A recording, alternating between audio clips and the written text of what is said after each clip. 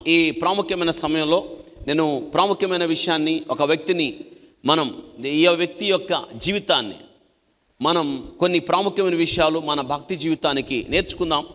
నిజంగా అతడు జీవించి నేటి సంవత్సరానికి 3000 సంవత్సరాల కాలమైనా కానీ అతడి భక్తి సాటి లేనిది, అతడి విశ్వాసం సాటి లేనిది. అతడు దేవుని కొరకు అతడు తీసుకున్న నిర్ణయాలు, నిజమైన దేవుని కొరకు అతడు చేసిన రాజీ లేని పోరాటం నిజంగా నేటి దినానికి కూడా ఇంకా ప్రేరణగా నిలుస్తుంది. అంటే నిజంగా ఏ భక్తి చేసి ఉండాలో ఆలోచించండి. ఆయన అంటారు ఫైర్, అగ్ని ప్రవక్త అంటారు. ఎప్పటికే మీకు అర్థమై ఉంటుంది. ఆయన ఏలియా నిజంగానే ఏలియా గురించి బైబిల్ గ్రంథంలో అతడు జీవించిన కాలం కొంచెం, అతడి గురించి బైబిల్ గ్రంథంలో రాయబడిన అధ్యాయాలు కొంచెం, కానీ అతడు చేసిన పరిచర్య గమనించండి. మోషే దగ్గర నుండి బాప్తిసమిచ్చు యోహాను వరకు ఈ మధ్య కాలంలో ప్రవక్తలని పిలువబడిన వారందరికన్నా ఏలియా మొదటి స్థానంలో ఉంటాడు. కాబట్టి ఏలియా గురించి మనం ఎంత ధ్యానించినా మనం ఇంకా తక్కువే. ఎందుకంటే ఏలియా మనకి ఒక రకంగా అర్థం కాడు.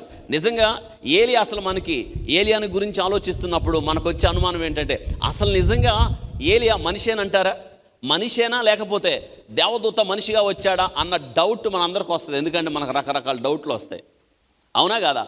రకరకాలు మనం ఎంత ఆలోచిస్తామంటే, మనల్ని ఒక వ్యక్తి బాగా ప్రేమించినా మనకు డౌటే. ఏమంటాం తెలుసా? ఇతడేంటి నన్ను ఇట్లా ప్రేమిస్తున్నాడు, నా మీద ఇంత ఇంట్రెస్ట్ చూపిస్తున్నాడేంటి అని అతన్ని అనుమానం చేస్తావు.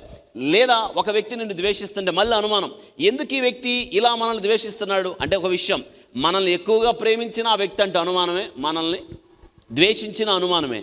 కాబట్టి మనకి అనుమానం వస్తుంది. ఏమిటి? ఖచ్చితంగా ఏలియాని గురించి మనం ధ్యానం చేసినప్పుడు, ఏలియాని గురించి మనం చదువుకున్నప్పుడు, ఏలియాని గురించి మనం విశ్లేషించినప్పుడు, ఏలియా యొక్క జీవితాన్ని మనం ధ్యానం చేసినప్పుడు మనందరికీ ఖచ్చితంగా ఈ డౌట్ వచ్చింది. ఏ డౌటో తెలుసా? అసలు ఏలియా మనిషేనా? అవును, మనకి అనుమానం వస్తుందని దేవుడు యాకోబు ద్వారా రాయించాడు. ఏలియా మన వంటి స్వభావము అంతే. ఇక డౌట్ ఏముంది అందులో? నువ్వు మట్టితో చేయబడ్డట్టుగా ఏలియా కూడా మట్టితోనే చేయబడ్డాడు. నీకు ఏ స్వభావం ఉందో ఏలియా కూడా అదే స్వభావం ఉంది, కానీ ఆ స్వభావాన్ని అధిగమించాడు. ఈరోజు ఆ రహస్యాలు మీకు చెప్పడానికి ఇష్టపడుతున్నాను. ఏలియా ఇస్ అ ఫైర్, అగ్ని ఆయన. మనం కూడా కోపం వచ్చినప్పుడు అంటాం, ఒక వ్యక్తిని గురించి చెప్పేటప్పుడు అంటాం ఆ వ్యక్తి నిప్పు అని. అన్నారా ఎప్పుడన్నా? నీ గురించి నువ్వు చెప్పుకోవడానికి మనం ఇష్టపడతాం, నేను నిప్పేనా? ఊరగా చెప్పడానికే నిప్పు, కానీ అగ్ని లేని నిప్పు. అవునంటారా కాదంటారా? కానీ ఏలియా అలా కాదు. చూడండి, ఇక్కడ ఏలియా యొక్క జీవిత రహస్యం సింపుల్, ఒకటే. ఏంటంటే మొదటి రాజుల గ్రంథం 17వ అధ్యాయం. మొదటి రాజుల గ్రంథంలో ఏలియా మనకి ప్రారంభంలో కనిపిస్తాడు. 17వ అధ్యాయం మొదటి వచనాన్ని చదువుతున్నాను. దయచేసి మీ బైబిల్ గ్రంథాలు తెరవండి. మొదటి రాజుల గ్రంథం 17వ అధ్యాయం మొదటి వచనం. అంతటా గిలాదు కాపురస్తుల సంబంధియును తిష్బీయుడైన ఏలియా అహాబు నొద్దకు వచ్చి, రాజుగారి దగ్గరకు వచ్చి అన్నాడు, ఎవని సన్నిధిని నేను నిలవబడి ఉన్నాను అన్నాడు. ఏంటంట? ఎవని సన్నిధిలో నేను, అందరూ చెప్పండి, ఎవని సన్నిధిలో నేను. ఇప్పుడు ఈయన ఉంది ఎక్కడ? ఈయన ఎవరి దగ్గరకు వచ్చాడు? అహాబు దగ్గరకు వచ్చి. సహజంగా రాజుగారి దగ్గరికి వచ్చినప్పుడు ఆ దినాల్లో ఇలా అనాలి, రాజుగారు చిరకాలము జీవించునుగాక, రాజుగారు చిరంజీవి అగునుగాక, రాజుగారికి ప్రణమములు, ఇంకేదైనా మాట్లాడచ్చు. ఇతడు అంటున్నాడు, అంటే ఇతడు వచ్చి అంటున్నాడు, ఏమంటున్నాడు తెలుసా? రాజుగారితో అంటున్నాడు, నేను ఎవరో తెలుసా, నా కేర్ ఆఫ్ అడ్రస్ ఏంటో తెలుసా? ఆయన అంటున్నాడు, ఎవరి సన్నిధిలో నేను నిలవబడి ఉన్నాను. అంటే ఎవరి సన్నిధిలో ఉన్నాడంట? దేవుని సన్నిధిలో ఉన్నాడు. అది ఆయన ప్రొఫైల్, ఆయన కేర్ ఆఫ్ అడ్రస్. ఏంటంటే నేను ఎవరినో తెలుసా? దేవుని సన్నిధిలో నిలబడేవాడిని నేను. అంటే దేవునితో సంబంధం కలిగి ఉన్నాడు ఏలియా. ఇంటిమసీ, దేవునితో ఎంత సంబంధం ఉందంటే ఏలియా. చూడండి, ఏలియా అంటున్నాడు, ఎవని సన్నిధిలో నేను నిలబడి ఉన్నాను. దేవుని సన్నిధిలో నిలబడి ఉన్నాడు కాబట్టి దేవుని యొక్క క్యారెక్టర్స్ అన్నీ ఆయనకు వస్తాయి. మనకి ఈ సామెత తెలుసు, 6 నెలల సహవాసంలో పూర్తి చేయండి ఇంకా కదా. ఏలియా చూడండి, ఏలియా 6 నెలల సహవాసం కాదు, ఏలియా జీవితమే దేవుని సన్నిధి కదా. దేవుని సన్నిధిలో ఎంత బలం ఉంది, దేవుని సన్నిధిలో ఎంత శక్తి ఉంది. దేవుని సన్నిధిని మనం వాడుక చేసుకోవడం, దేవుని సన్నిధిని మన జీవితాలకు మనం అభ్యాసం చేసుకోవడం. అభ్యాసం చేసుకుంటేనే వస్తుంది. దేవుని సన్నిధి అప్పుడప్పుడు ఉంటే రాదు. దేవుని సన్నిధి మన జీవితంలో అభ్యాసం అభ్యాసం అభ్యాసం అభ్యాసం లేకపోతే ఏది రాదు. మొదటిసారి బైబిల్ చదవండి. నువ్వు తెలుగు చదువుతున్నావా, తమిళం చదువుతున్నావా, ఎవరికి అర్థం కాదు. మళ్ళీ మళ్ళీ చదవాలి, మళ్ళీ మళ్ళీ చదవాలి. చదువుతుండగా నీ జీవితంలో స్పష్టత వస్తుంది. మీకు ఒక విషయం జ్ఞాపకం చేస్తున్నాను. మీకు బైబిల్ ఇచ్చి చదివితే స్పష్టంగా నిలబడి చదవండి అంటే ఎంతమంది చదువుతారు తప్పులు లేకుండా? చదవలేరు. ఎందుకో తెలుసా? నీకు వాడుక లేదు. నిలబడి ప్రార్థన చేయండి అంటే తడబాటు లేకుండా ఎంతమంది చేస్తారు? చేయరు. ఎందుకో తెలుసా? నీకు వాడుక లేదు. దేవుని ప్రత్యక్షత నీకు దేవుడు ఎలా అనుగ్రహించాడు చెప్పండి అంటే నువ్వెన్నడూ చెప్పవు, నీకు రాదంటావు. ఎందుకో తెలుసా? నీకు వాడుక లేదు కాబట్టి.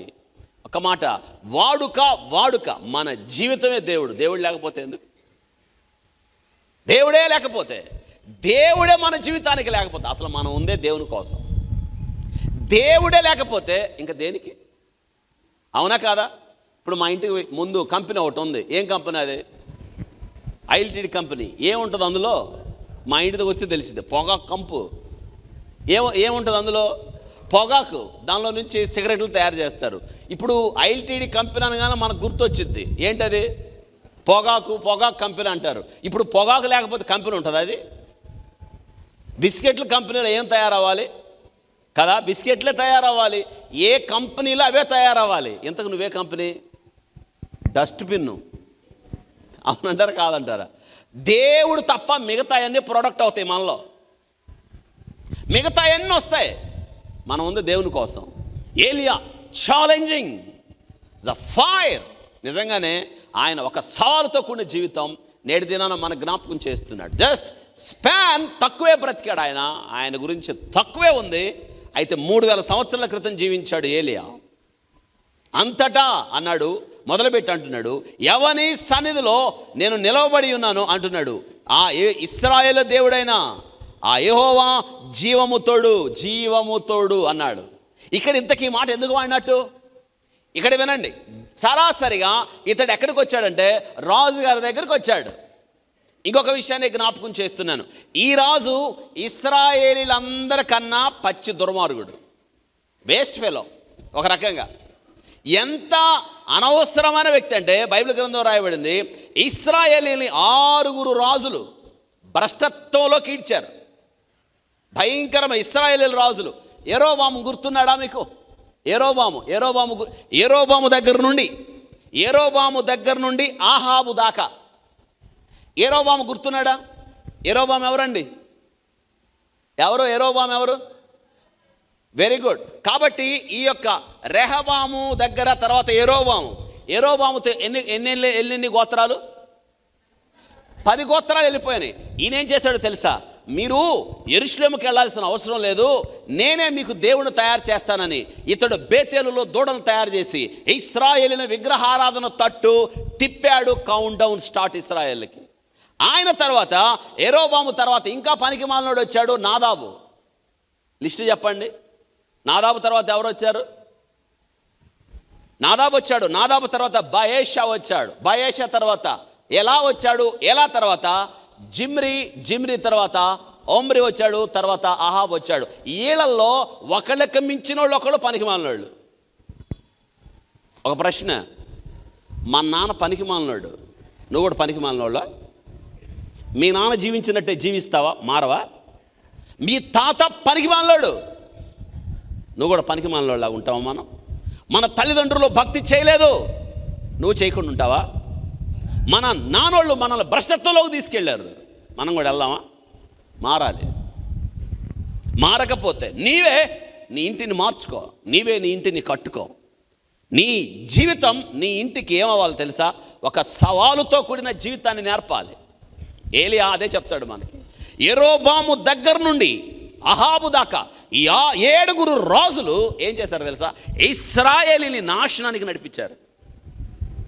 అసలు ఇశ్రాయేలీలు ఎవరు ప్రజలండి? వాళ్ళు దేవుని ప్రజలు. రాజు అనేవాడు ఏం చేయాలి? ఇశ్రాయేలీల్ని మంచి దారిలో నడిపించాలి. అవునా కాదా? రాజు అనేవాడు ఏం చేయాలి? ఈ రాజు దేవుడిచ్చిన గొప్ప ఆధిక్యత. ఇశ్రాయేలీలందరిని ఏం చేయాలి? దేవుని యొద్దకి కదా నడిపించాలి కదా. ఈ 7 రాజులు ఎంత భ్రష్టత్వాన్ని తీసుకెళ్లారు. వీళ్ళందరికన్నా మిగతా 6 చెప్పామే. యెరోబాము దగ్గర నుండి ఒమ్రి, ఆ తర్వాత జిమ్రి అనేవాడు, చివర 7వాడు ఎవరండి? ఆహాబు ఇంకా పనికి మాలాడు. ఎంత పనికి మాలాడు అంటే పోయి ఆరాధికురాలను భారీగా చేసుకున్నాడు. ఎవరన్నామా? యెజెబెలు. ఎవరామా? యెజెబెలు. ఒకళ్ళతోనే యాగలేకపోతుంటే ఇశ్రాయేలీలు, ఈడు పోయి ఎవరిని తెచ్చాడు? అంతే. చూడండి, దేవుడు ఏ టైంలో పంపించాడు ఏలియానంటే కష్టతరమైన సమయంలో, కష్టతరమైన స్థలాలలో, ప్రాణ సంకటతరమైన పరిస్థితుల్లో ఏలియాని పంపించాడు. ఏలియాను పంపినప్పుడు అక్కడ ఏమైనా పరిస్థితులు అనుకూలంగా ఉన్నాయా? కఠినంగా ఉన్నాయి. అయినా ఏలియా ఏమైనా వెనక్కి తగ్గాడా అంటే ఏలియాకు ఒకటి తెలుసు, డూ ఆర్ డై. ఏంటి? ప్రకటిద్దాం లేకపోతే సస్తాం. ఏంటి చెప్పండి అందరూ? అపోస్తలుడైన పౌలు ఏమన్నాడు? బ్రతుకుట చావైతే మనం, మీరు చెప్పండి, మనం ఏమంటాం? ఇప్పుడు ఇక్కడ వినండి, ఏలియా దేవుడు పంపిన పరిస్థితులు ఎంత కఠినంగా ఉన్నాయంటే ఈయన పోయి పెళ్లి చేసుకున్నాడు. ఎవరిని? యెజెబెల్ని. ఆమె మిగతా ఈయనేమో ఇశ్రాయేలీల రాజులందరిలో పనికిమాలుడైతే రాణులందరికీ దుష్టత్వంలో తల్లామా. ఎవరామా? యెజెబెలు. ఆమె చూడండి, వస్తా సహజంగా మనం పాత నిబంధనలో పెళ్ళైన తర్వాత వస్తా ఎవరిని తెచ్చుకుంటారు? ఎమ్మటే దాసీలను, ఉపపత్తులను తెచ్చుకుంటే ఈమె 850 మంది పూజారు ఉపపత్తులను తెచ్చుకుంది. ఎంతమందిని? 850 మంది తోడు పెళ్లి కొడుకుల్లాగా ఉన్నారు వీళ్ళు చూస్తుంటే. ఎట్టొచ్చుంటారు చెప్పండి వాళ్ళు? ఇప్పుడు యాత్ర బయలుదేరింది నాసిక్ నుంచి అని మనం చూసారా? మీకు తెలిసే ఉంటుంది. నాసిక్ దగ్గర నుంచి ప్రజలు తండాలుగా బయలుదేరారు. పూజారులు రోడ్డు మీద నడుస్తున్నారు. విచిత్రం ఏంటంటే ఆ పూజారులకి ఒక్కళ్ళకి బట్టలు లేవు. ఇప్పుడు చూడండి, వాళ్ళు మనుషుల పశువుల అర్థం కావట్లా, ఎవ్వడికి లేవు. వాళ్ళని దారి పొడవట, వాళ్ళ మీద పువ్వులు చల్లి దండాలు పెడుతుంటే సిగ్గుతో తల వంచుకోకేమవ్వాలి భారతదేశం?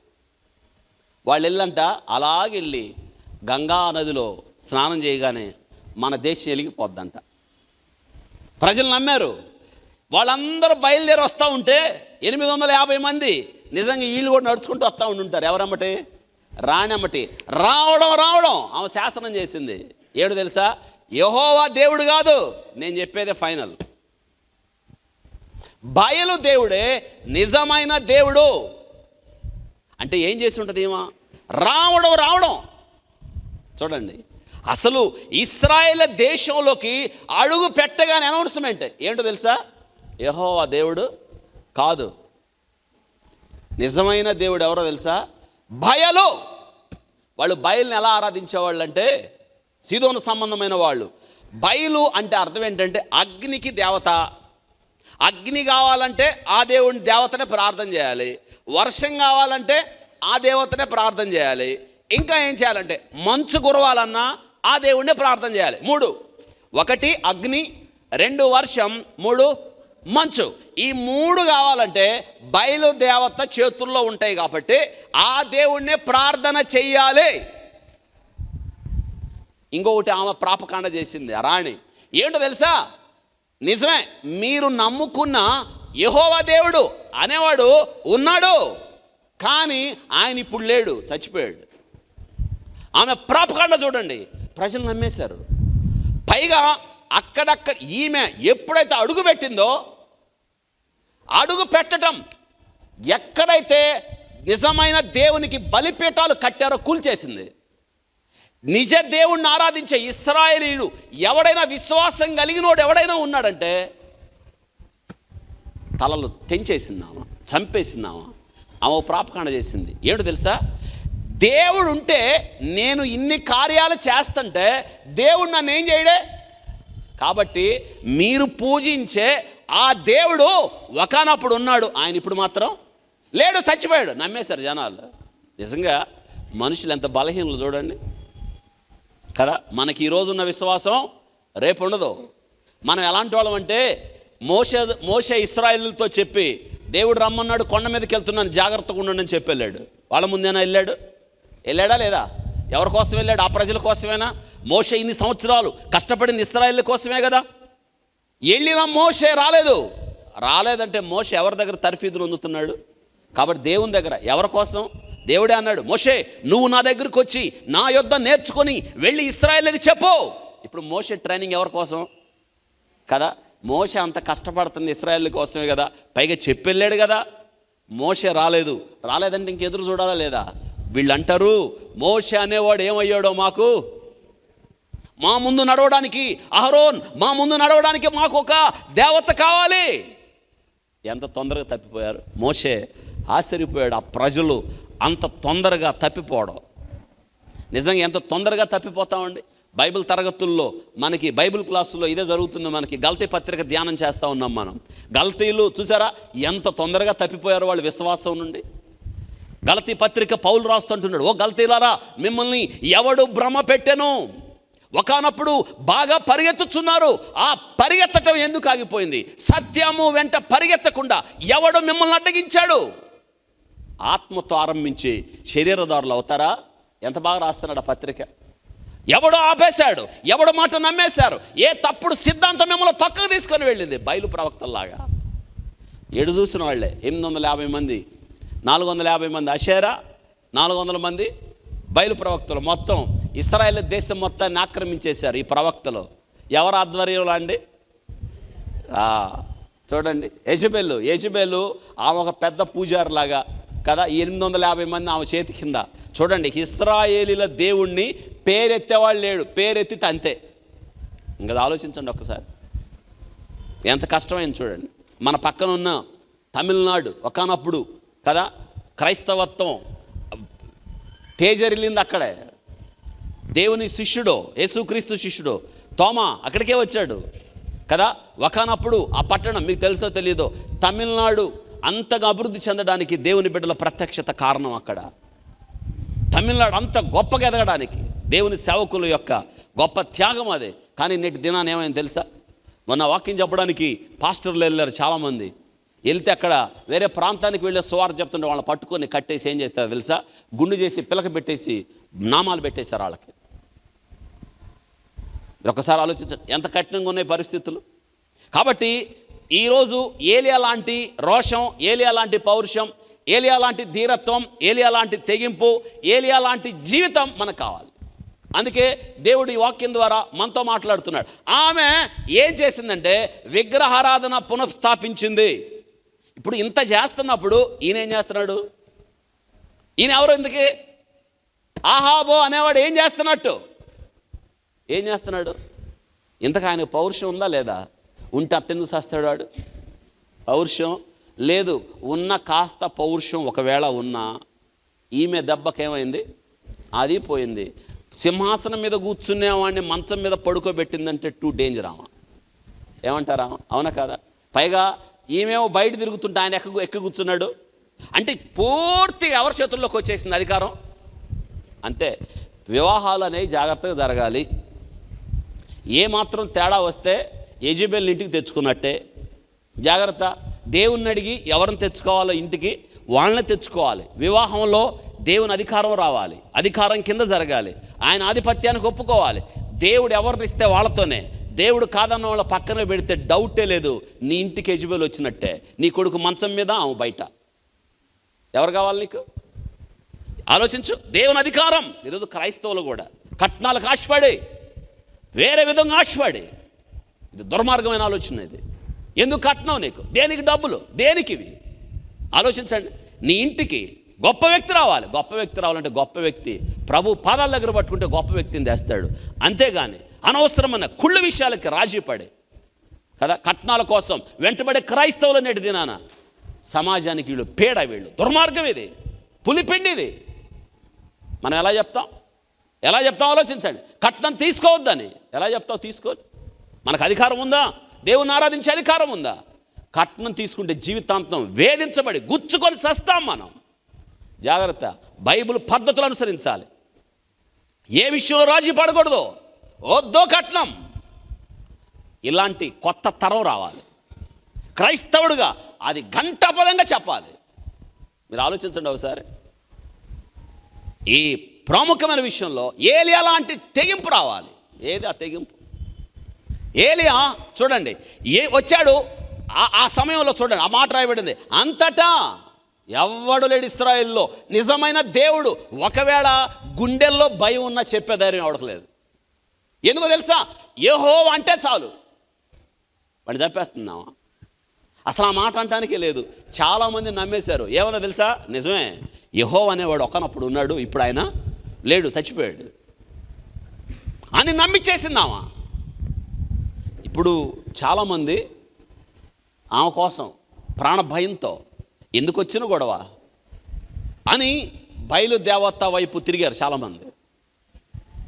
ఆలోచించండి, 850 మంది ప్రవక్తలు దేశం చుట్టూ ముట్టేశారు.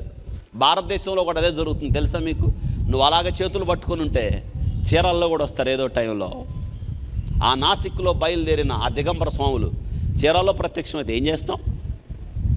జాగ్రత్త. నువ్వు మేలుకోపోతే, రోషం తెచ్చుకోపోతే, పౌరుషం తెచ్చుకోపోతే, దేవుని కొరకు బ్రతకపోతే, ఆ తెగువ లేకపోతే, ఆ సమర్పణ లేకపోతే మనం చాలా దుష్టత్వాన్ని ఎదుర్కోవాల్సి వస్తుంది. ఆలోచించండి ఒకసారి. ఏలియా ఎవడు మాట్లాడట్లేదు. నేను ఒక మాట, సేవా జీవితం కఠినంగా ఉన్నప్పుడు, పరిస్థితులు కఠినంగా ఉన్నప్పుడు చాలామంది అంటారు, అమ్మో అక్కడ పరిస్థితులు చాలా కఠినంగా ఉన్నాయి, నేను పోను ఆడకి అనేవాళ్ళకి ఏలియా ఒక సవాలు. నేను ఒంటరిగా ఉన్నాను, నేను ఒక్కడిని ఏం చేస్తాను అనేవాడికి ఏలియా సవాలు. అంత మాత్రమే కాదు, దుర్మార్గుల ముందు దేవుని గురించి ప్రకటించడానికి, చెడిపోయిన తరాన్ని ఒక్కడే బాగు చేయడానికి దేవుడు ఏలియాను పంపించాడంటే నిజంగా దేవుడు తెలుసా? ఏలియా దేవుడు క్వాలిఫై చేశాడు ఏలియాని. ఏలియా అయితే సరిపోతాడు. ఏలియా తల్లి ఎవరో తెలీదు, ఏలియా తండ్రి ఎవరో తెలీదు, ఏలియా బాల్యం ఏంటో తెలీదు, ఏలియా బ్యాక్గ్రౌండ్ తెలీదు. మొదటి రాజుల గ్రంథం 17వ అధ్యాయంలో ఆ ఏలియా అకస్మాత్తుగా ప్రత్యక్షం అవుతాడు. ఏలియా రావటం రాజుగారి దగ్గరికి వెళ్ళి అంటున్నాడు, ఏమన్నా తెలుసా? ఎవని సన్నిధిలో, చూడండి అన్నమాట ఎంత ఆశ్చర్యకరమో, ఎవని సన్నిధిలో నేను నిలవబడి ఉన్నానో, అహబో నీ భార్య చెప్పినట్టుగా యెహోవా చనిపోలేదు, ఆయన బ్రతికున్నాడు, ఆయన సన్నిధిలో నుండి వచ్చాను నేను ఇప్పుడు కదా. పలానా వ్యక్తి దగ్గర నుంచి వచ్చానంట, ఆ వ్యక్తి ఉన్నట్ట చచ్చిపోయినట్ట? అందరూ చెప్పండి, ఉన్నట్ట చచ్చిపోయినట్ట? ఉన్నాడు ఆయన. అందులో ఎంత అర్థం ఉందో చూసారా? ఎవని సన్నిధిలో నేను నిలవబడి ఉన్నాను, నీ భార్య చెప్పినట్టు, నీ భార్య చేతుల్లో కీలు బొమ్మగా నువ్వు మౌనంగా ఉన్నావే. ఈ నిజమైన దేవుని సామ్రాజ్యం ఇది, దేవుని రాజ్యం ఇది, దేవుని ప్రజలు. ఈ రాజ్యంలో 850 మంది ప్రవక్తలు విస్తరింపచేశారే. నిన్నటిదాకా ప్రాపకాండ చేశారు మీరు, యెహోవా చచ్చిపోయాడని. ఆయన దగ్గర నుండి వచ్చా అంటే అర్థం ఏంటి? ఆయన బ్రతికి ఉన్నాడు, ఆయన చచ్చిపోడు. తర్వాత చూడండి ఏమంటున్నాడు, ఇశ్రాయేలుల దేవుడైనా ఆ యెహోవా జీవముతోడు. అంటే జీవముతోడు అంటే ఆయన జీవం, అది అందరికీ జీవమును దయచేయవాడు ఆయన. ఏలియా నిజంగా ఆలోచించండి, ఏలియా ఎంతటి ధైర్యం కావాలి రాజుగారు ముందుకెళ్ళి చెప్పడానికి, ఎంత తెగువ కావాలి ఆలోచించండి ఒక్కసారి. కఠినమైన స్థలాలకు వెళ్ళాడు ఏలియా భక్తి జీవితం. అందుకే నేను అంటాను, ఏలియా ఎంతటి భక్తిపరుడో మనం ఆలోచిస్తే ఏలియా యొక్క జీవితం మనందరికీ. ఏలియా ఏమంటామంటే మ్యాన్ ఆఫ్ గాడ్. ఎవరండి ఏలియా? దేవుని ప్రవక్త, మ్యాన్ ఆఫ్ గాడ్, దేవుని మనుష్యుడు ఏలియా. దేవుని మనుష్యుడు ఏలియా, మ్యాన్ ఆఫ్ గాడ్. ఏలియా అంటే అర్థం యెహోవాయేనా దేవుడు. ఏలియా పేరులో ఎంత ఘనత ఉందో చూడండి. ఏలియా అంటే అర్థం ఏంటంటే యెహోవాయే నా దేవుడు. అంటే ఏలియా యొక్క జీవితం, ఏలియా యొక్క పేరుకి ఎంత స్పష్టంగా ఆ పేరు ఏలియా జీవితాన్ని చూపెడుతుందో చూడండి. ఈరోజు మనం కూడా మంచి పేర్లు పెట్టుకుంటాం, గొప్ప పేర్లు పెట్టుకుంటాం, కానీ మన జీవితానికి మన పేరుకి ఏమాత్రం పొంతనుండదు. అవును కదా? మన జీవితానికి మన పేరుకి ఏమాత్రం పొంతనుండదో. పేరు ఒకటిలాగా ఉంటుంది, కానీ మన జీవితం ఇంకొకటిలాగా ఉంటుంది. మన పేరు ఒకటి ఉంటుంది, మన మాటలు ఇంకొకటిలాగా ఉంటాయి. మన పేరేమో గొప్పగా ఉంటుంది, మన జీవితాన్ని చూస్తే ఎందున మన పేరు కనిపించదు. అది ఎలాగా?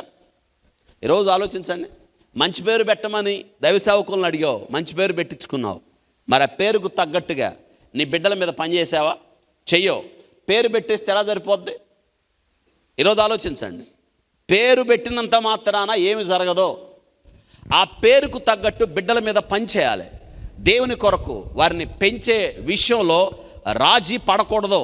కాబట్టి నేను జ్ఞాపకం చేస్తున్నాను, ఏలియాని మనం మ్యాన్ ఆఫ్ గాడ్, దేవుని ప్రవక్త ఏలియాని a man of faith and power, విశ్వాసం కలిగిన వాడు ఏలియాని. ఇలా అంటాం మనం, ఫెయిత్ అండ్ పవర్. ఏలియాని విశ్వాసమే కాదు, శక్తిమంతుడు. ఎలీషా ప్రాఫిట్ ఆఫ్ ఫైర్, అగ్ని ఏలియా. అందుకే చెప్పాను నేను, మోషే దగ్గర నుండి బాప్తిసమిచ్చి యోహాను దాకా ఎంతమంది ప్రవక్తలు ఉన్నారో వారందరికన్నా ఏలియా చాలా గొప్పోడు. ఏలియా గురించి కొన్ని అధ్యాయాలు రాయబడింది. ఇదిగో ఏలియా గురించి ఈ 17 అధ్యాయంలో రాయబడ్డది ఏలియా గురించి. దాని తర్వాత 18 అధ్యాయంలో కూడా ఏలియా గురించి రాయబడ్డది. 17, 18 ఏలియా గురించి రాయబడిన అధ్యాయాల్లో 17 అధ్యాయం, 19 అధ్యాయం, 21 అధ్యాయం, మొదటి రాజులు 1, 2 ఈ 5 చాప్టర్స్లోని ఏలియా గురించి రాయబడ్డది. దెన్ యాకోబు పత్రికలో ఏలియా గురించి చూస్తాం. ఏలియా యొక్క జీవితాన్ని మనం చదువుకోవాలంటే మీరు ఇంటికి వెళ్ళిన తర్వాత ఈ యొక్క అధ్యాయాల మీద మీ దృష్టి పెట్టండి. మొదటి రాజులు 17, మొదటి రాజులు 19, మొదటి రాజులు 21, 17, 19, 21 అధ్యాయాల్లో ఏలియా గురించి ఉంది. ఇక రెండో రాజుల గ్రంథం మొదటి అధ్యాయం, రెండో అధ్యాయంలో ఏలియా గురించి ఉంది. ఈ 5 అధ్యాయాలు చదివితే ఏలియాని గురించిన వివరాలు మీకు లభిస్తాయి. ఈ 5 అధ్యాయాల మీద మీరు దృష్టి పెట్టండి ఇంటికి వెళ్ళిన తర్వాత. 17, 19, 21 మొదటి రాజుల గ్రంథం, ఈ 3 అధ్యాయాలు రెండో రాజుల గ్రంథంలో మొదటి 2 అధ్యాయాలు. కాబట్టి ఏలియా యొక్క పరిచర్య, ఏలియా యొక్క జీవితాన్ని గురించి ఈ అధ్యాయాల్లో మనం చూస్తాం. ఇప్పుడు ఏలియాని గురించిన జీవితం, ఏలియా ఈ 5 అధ్యాయాలు కవర్ చేసేటట్టు ఈ 5 అధ్యాయాలు కొన్ని ప్రాముఖ్యమైన విషయాలు మీరు రాసుకోగలిగితే, ఈ 5 అధ్యాయాలని మీరు ఇంటికి వెళ్ళిన తర్వాత ఇప్పుడు నేర్చుకున్న విషయాలు దగ్గర పెట్టుకొని నోట్స్ను మీరు చదవగలిగితే ఏలియాని గురించిన అద్భుతమైన విషయాలు మీ మనసుల్లో మీరు భద్రం చేసుకోవడానికి పరిశుద్ధాత్ముడు సహాయం చేస్తాడు. కాబట్టి ఏలియాని గురించిన కొన్ని అంశాలు నేటి దినాన మనం నేర్చుకుందాం. ఏలియా యొక్క శక్తికి, ఏలియా యొక్క బలానికి, ఏలియా యొక్క విశ్వాసానికి, ఏలియా యొక్క పట్టుదలకి, ఏలియా యొక్క ధీరత్వానికి ఏంటి రహస్యం అంటే సింపుల్. ఏలియా దేవుని సన్నిధిలో నిలిచే అలవాటు ఉంది. రైట్ నా మాట రాసుకోండి. దేవుని సన్నిధిలో నిలిచిన ఏలియా, దేవుని సన్నిధిలో నిలిచిన ఏలియా అంటున్నాడు. నిజంగా ఆలోచించండి. ఏలియాకు ఒక అలవాటు ఉంది, దేవుని సన్నిధిలో నిలిచే అలవాటు, దేవునితో సంబంధం పెట్టుకోవడం, దేవుని సన్నిధిలో నిత్యము దేవుని కొరకు ఎదురు చూడడం, దేవుని మాట మీద ఆశ పెట్టుకోవడం ఏలియాకు అలవాటు ఉంది. ఈరోజు నేను జ్ఞాపకం చేస్తున్నాను. ఉదయకాలం లేచారు కదా, లేచారు. దేవుని సన్నిధికి రాబోయే ముందు దేవుని సన్నిధిలో నిలిచారా? దేవుని సన్నిధిలో కూర్చున్నారా? దేవుని సన్నిధిలో కనిపెట్టారా? ఆలోచించండి. ఇది అప్పుడప్పుడు చేస్తే రాదు, జీవిత వ్యాపారం ఇది. జీవితంలో ఇది శ్రేష్టమైన భాగం. ఏలియా నోరు తెరిస్తే ఎలా మాట్లాడతాడు ఏంటో తెలుసా? దేవుని సన్నిధిలో నేను నిలబడి ఉన్నాను. ఎవని సన్నిధిలో నేను నిలవబడి ఉన్నానో ఆ యెహోవా జీవముతోడు అంటే అర్థం ఏంటో తెలుసా? దేవునితోనే ఉంటాను, దేవుని విడిచిపెట్టి నేను ఉండను, దేవునితో నాకు సంబంధం ఉంది. నా ప్రతి నడక, నా ప్రతి అడుగు, నా ప్రతి మాట నేను దేవుని యొద్ద నుండే పొందుతాను. అంటే అర్థం ఏంటంటే నేను దేవునికి వేరుగా లేను. అందరు చెప్పండి, దేవునికి ప్రభువే అన్నాడు, నాకు వేరుగా ఉండి నువ్వేమి. కానీ మనం అండి ఆదివారమే దేవుడితో ఉంటాం, అవునా కాదా? ఆదివారం మధ్యాహ్నం నుంచి మళ్ళీ ఎక్కడో ఉంటావు, మళ్ళీ ఆదివారం ఉదయాన్నే దేవునితో ఉంటే నీకు సాధన ఎక్కడవుతుంది కదా? సాధన అవ్వదు. సాధకము ప్రతిదినం అభ్యాసం చేయాలి. దేవుని సన్నిధిలో నిలిచే అలవాటు ఏలియాకి నిజంగా ఎంత గొప్ప ఆధిక్యత. దేవుని సన్నిధిలో నిలిచే శ్రేష్టమైన స్థలం ఏదైనా ఉందంటే దేవుని సన్నిధిలో నిలిచే అలవాటు. ఏలియా జీవిత రహస్యం దీన్నే అనుకుంటా. బహుశా ఈయన తర్వాత సేవకొచ్చిన ఎలీషా కూడా దీన్ని ఆనవాలుగా చేసుకున్నాడు. ఈ మాటనే నేర్చుకుని అతని దగ్గరికి బహుమానాలు తీసుకొచ్చిన నయమానుతో అంటున్నాడు, వద్దు, ఎవని సన్నిధిలో నేను నిలిచున్నాను, యెహోవా జీవముతోడు, నీవి నాకు వద్దు. అంటే ఎవరి సన్నిధిలో ఉన్నాడు ఆయన కూడా? అంటే ఎక్కడ నేర్చుకున్నాడు అలవాటు? అంటే దేవుని సన్నిధిలో నిలిస్తే మనకు దేని మీద ఆశ ఉండదు. అందరూ చెప్పండి, దేవుని సన్నిధిలో నిలిస్తే మనకి ఇప్పుడు అర్థం ఏంటి? మనకు వేరే దాని మీద ఆశ కలుగుతుంది అంటే అర్థం ఏంటి? అంటే దేవుని సన్నిధికి దూరం అయ్యే కొంది మిగతాయి పట్టుకుంటాయి మనల్ని. అమ్మ, దేనితో పట్టుకున్నావు? దేని ద్వారా నడిపించబడుతున్నావు? ఆలోచించండి. నేటి దినాన ఆదివారం ఉదయాన్నే మార్కెట్కి వెళ్ళే క్రైస్తవులు ఎక్కువయ్యారు, సంఘాల్లో కూర్చునేవాడు తక్కువయ్యారు. మా ఇంటి ముందు పెద్ద క్యూ, మాకు పెద్ద తలనొప్పి ఉంది. అది మా ఇంటి ముందు మాంసం కొట్టి పెట్టారు. ఎవరు కనిపించకపోయినా మంచులో దుప్పట్లు కప్పుకొని ఉంచున్నారు. అక్కడ నాకు అనిపించింది, నిజంగా దేవుని మీద ఆసక్తి కన్నా దేని మీద ఎక్కువ ఉంది వీళ్ళకి కదా. ఇప్పుడు ఇంటికి తీసుకెళ్ళింది వండుతారు, తర్వాత వండినోళ్ళు ఊరుకుంటారా? తింటారు, ప్రార్థన లేదు, నిద్రపోవాలనిపించింది. సాతాన్ అంటది, వండుకున్నావుగా, ఆదివారమేగా, సమయం పడుకో, చలిగా కూడా ఉంది, దుప్పటి కప్పుకొని తిన్నవాడు లేస్తాడా? లేవడు. ప్రభు చివరి నిద్ర ఇచ్చాడు అనుకో అతనికి. ఆ డౌట్ వస్తే దేవుడు ఎంత మంచాడు. వాడు ప్రార్థనకు రాకపోయినా, ప్రార్థనకు రావాల్సిన సమయంలో దుప్పటి కప్పుకొని మాంసం కొనుక్కొచ్చి వండుకొని తిన్నా ప్రభు మంచోడు నిద్ర లేపి లే ఆయన ప్రార్థనకు వస్తాడా? రాడు. దేవుడు ఎంత మంచోడో చూడండి. కృప కలిగిన వాడు, జాలి కలిగిన వాడు. మనం దేవుని గురించి ఆలోచించకపోయినా దేవుడు మన గురించి కనికరము కలిగిన వాడు మన జీవితాన్ని కొనసాగిస్తున్నాడు. వద్దు అంటే మనం ఏమవుతాం ఆలోచించండి. ఎవరి సన్నిధిలో నేను నిలబడి ఉన్నానో, ఇక్కడ వినండి, దేవుని సన్నిధిలో ఉంటే మనకు దేవుడు ఫుల్ ట్రైనింగ్ ఇస్తాడు, బాగా మనకు తర్ఫీదునిస్తాడు. దేవుని సన్నిధిలో ఉంటే మనల్ని మలుస్తాడు. దేవుని సన్నిధిలో ఉంటే దేవుడు మనకు నేర్పిస్తాడు, ఒక శ్రేష్టమైన వ్యక్తిత్వాన్ని ఇస్తాడు. కానీ మనం అంత సమయం దేవునికి ఇస్తున్నామంటారా? ఇవ్వట్లేదు. నిజంగా ఆలోచించండి. దేవుని సన్నిధిలో నిలిస్తే నీ జీవితాన్ని దేవుడు మార్చేస్తాడు. దేవునికి నీ జీవితంలో శ్రేష్టమైన స్థలము, శ్రేష్టమైన సమయము, శ్రేష్టమైన నీ జీవితంలో దేవునికి భాగం ఇస్తే నీకు ఎదురే లేదు, తిరిగే లేదు. ఏలియాలాగా. ఏలియా చూడండి ఏమంటున్నాడు, ఎవరి సన్నిధిలో నేను నిలిచున్నాను. దేవుని సన్నిధిలో నిలిచే అలవాటు ఏలియాకుంది. నేను ఒక మాట, అబ్రహాముకి ఏముంది? దేవుని సన్నిధిలో నిలిచే అలవాటు. ఇంకనో స్థలానికి, ఆ చోటికి వచ్చి, అంటే ఆలోచించండి, దేవుని సన్నిధిలో నిలిచే స్థలం అబ్రహాముకు తెలుసు. అంత మాత్రమే కాదు, దేవుని సన్నిధి అంటే ఏంటో మోషేకు కూడా తెలుసు. ఎందుకో తెలుసా? 40 సంవత్సరాలు మోషే మిద్యాను అరణ్యంలో దేవుని సన్నిధి ఏంటో తెలుసుకున్నాడు.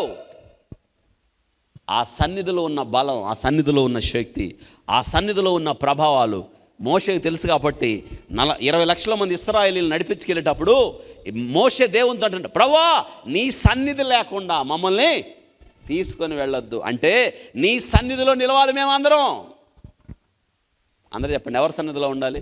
మీకు తెలుసా, ఈ సమయం దేవుని సన్నిధిలో ఉన్న మన జీవితంలో ఇంతకన్నా శ్రేష్టమైన సమయం, శ్రేష్టమైన స్థలం, శ్రేష్టమైన యోగ్యత ఏది లేదు. ఎందుకు తెలుసా?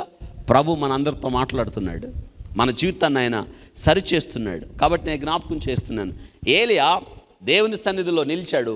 అబ్రహాముకు తెలుసు దేవుని సన్నిధి, మోషేకు తెలుసు 40 సంవత్సరాలు దేవుని సన్నిధి. అంత మాత్రమే కాదు, అపోస్తలుడైన పౌల్ని దేవుడు దమస్కు మార్గంలో పట్టుకున్న తర్వాత ఇతడు ఎక్కడికి వెళ్ళాడంటే దేవుని సన్నిధిలో నిలవడానికి అరేబియా అరణ్యానికి వెళ్ళాడా లేదా? ఎన్ని సంవత్సరాలు ఉన్నాడా? 3 సంవత్సరాలు అక్కడుండి వచ్చాడు ఆయన. అమ్మ, మనం నిజంగా ప్రశ్న, ఇప్పుడు ఎంతకాలం ఉంటున్నారు, ఎంత సమయం ఉంటున్నారు దేవుని దగ్గర? 2018 అయిపోయింది, పోయింది, అది రాదు. ఇక 2019లో ఆనవాళ్ళు చేసుకున్నారా? సాధన చేస్తున్నారా? ఒక సమయం ఉందా? ఒక స్థలం ఉందా? దేవుని దగ్గర గడిపే సమయం ఉండదు, స్థలం లేదు. ఆ సమయం లేకపోతే దేవుడు శక్తి ఎలా ఇస్తాడు? దేవుడు వాడుకోవడానికి ఒక పాత్రగా మనం ఎలా అవుతాం? దేవుడు మలచడానికి నిన్ను నీవు సమర్పించుకోకపోతే మన జీవితాలు ఎలా మారుతాయి ఆలోచించండి. కాబట్టి ఏలియా జీవిత రహస్యం ఏంటంటే దేవుని సన్నిధిలో నిలిచే అలవాటు, దేవునితో మాట్లాడే అలవాటు, దేవునితో సమయం గడిపే అలవాటు, దేవుడు చేతికి తను అప్పగించుకునే అలవాటు, దేవునికి లోబడే. కాబట్టి ఏలియాలో ఇప్పుడు మనం నేర్చుకోబోయే అంశాలన్నీ ఎక్కడ నేర్చుకున్నాడంటే ఏలియా దేవుని సన్నిధిలో నేర్చుకున్నాడు. దేవుని సన్నిధి అనే పాఠశాల కావాలి మనకి. తరగతులు అక్కడే వస్తాయి మనకి. దేవుని సన్నిధి అనే పాఠశాల. అమ్మ, పాఠశాల లేకపోతే విద్యార్థులు పాఠం నేర్చుకుంటారా? ఒక గొప్ప వ్యక్తి అవ్వాలంటే ముందు ఆ వ్యక్తి పాఠశాలలోకి వెళ్ళి ఏమి నేర్చుకోవాలి? పాఠాలు నేర్చుకోవాలి కదా. అదే దేవుని సన్నిధి. దేవుని సన్నిధిలో మనకు పాఠాలు దొరుకుతాయి. గమనించారా? కాబట్టి ఏలియా యొక్క జీవిత రహస్యం ఏంటో తెలుసా? దేవుని సన్నిధిలో నిలిచినవాడు ఏలియా. అందరూ చెప్పండి, ఏలియా ఎవరండి దేవుని సన్నిధిలో? ఇంకొకసారి పెద్దగా, ఏలియా ఎవరు? దేవుని సన్నిధిలో నిలిచినవాడు. Very good. నెక్స్ట్, ఏలియా దేవునిని ఎరిగినవాడు. దేవునిని ఎరిగినవాడు. కొంచెం స్పీడప్. ఏలియా దేవునిని ఎరిగినవాడు. దానియేలు గ్రంథం 11వ అధ్యాయం 32వ వచనంలో రాయబడింది, తమ దేవునిని ఎరుగువారు బలము కలిగి గొప్ప కార్యాలు చేస్తారు. ఏంటంట? దేవునిని ఎరిగిన వారు బలము కలిగి. నిజంగా ఏలియా దేవుని ఎరిగాడా లేదా? ఎలా ఎరిగాడంటే, దేవుని గురించి ఏలియాకి అంత తీవ్రమైన ఆకాంక్ష దేనికి? దేవుని గురించి అంత బలమైన కోరిక ఏంటి? దేవుని ఎంత బాగా ఎరిగి ఉన్నాడు ఏలియా అంటే, ఏలియా దేవుని సన్నిధిలో ఎరిగి ఉన్నాడు. బైబిల్ గ్రంథం రాయబడింది, దేవుని నువ్వు ఎంతగా ఎరుగుతావో, దేవునితో నువ్వు ఎంత సమయం గడుపుతావో, దేవుని పాదాల చెంత దేవుని వైపు ఎంత ఆసక్తి కలిగి చూస్తావో, ఆ దేవుని బలాన్ని నువ్వు అంత ఎరిగి దేవుని కొరకు అంతగా పనిచేస్తాం. ఒక విషయం, దేవుని సన్నిధిలో బాగా ఉన్నవాడే దేవుని కొరకు బాగా పనిచేస్తాడు. తెలుసా? దేవుని సన్నిధిలో ఉండకుండా మన సొంత ఆలోచనతో దేవుని పని ఎప్పుడు చేయలేము, దానిలో విజయవంతం కాలేము. దేవుని సన్నిధిలో మనము ఉండాలి. దేవుని ఎరిగినవాడు అందుకే వచ్చి అంటున్నాడు ఆహాబుతో, ఆహాబు, ఎవని సన్నిధిలో నేను నిలబడి ఉన్నాను, ఆ యెహోవా జీవము తోడు. ఆ దేవుడు సజీవుడు, తమ దేవుని ఎరిగి ఉన్నాడు.